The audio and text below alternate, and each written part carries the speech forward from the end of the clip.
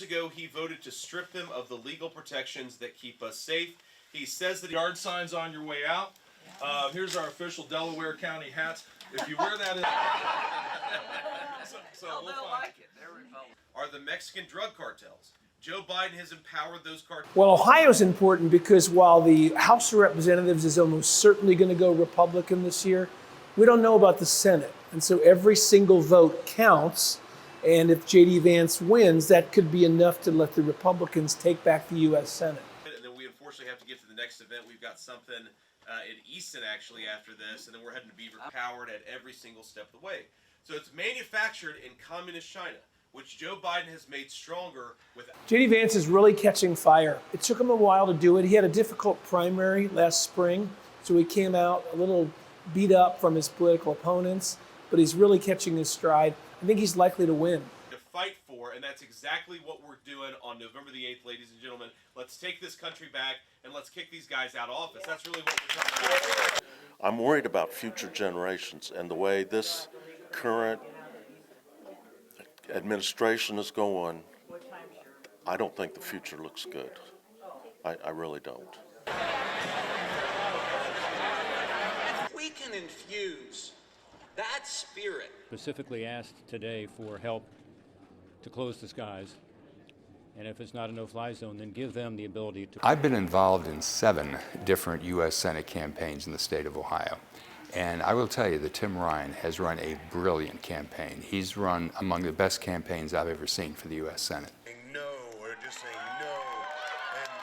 And it's because who wants to, so often it was so much passion and he was appealing to everything, derail the whole thing.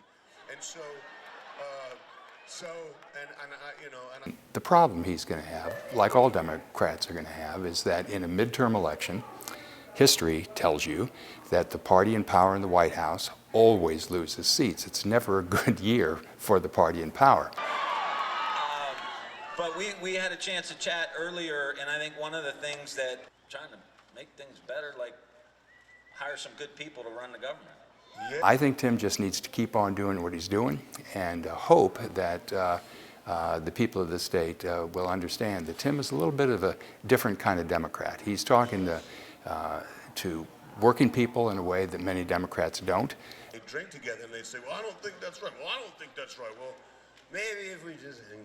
And so this event is special for me, and I think it's special for you, but the idea that There's no question that if this election had been held, rather than it being on November 8th, that this had been held on August 8th, I think we'd have won, because we for sure got a boost out of the overturning of Roe versus Wade. Reproductive rights is huge for us because we have 2 daughters and we want to raise them in a world where they have the rights that they're entitled to, and no one should be making that choice for them except themselves. So that's huge for me right now. Hi, everybody. This is a state, for example, that's a common sense state. The majority of Ohioans are. So I know Mike DeWine well. I've worked with him. He's a friend. So I can tell you from personal experience, he is the most durable political brand in Ohio since James Rhodes 40 years ago. Nobody dominates this state politically like Mike DeWine. And for the community. So good to be here.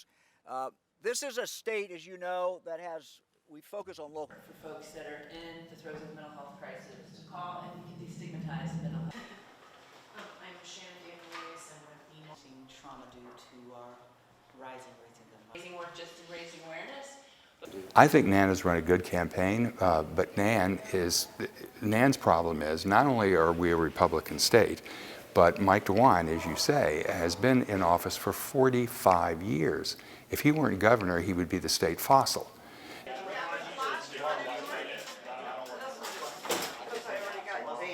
A lot of voters weren't sure which way they were going in July, and August, and September. In October, we're seeing them break towards the Republican Party across the country. And so this is going to be a red wave, perhaps the biggest since 1994. They're going a little bit down. Yeah, right. As it gets colder. It's not so much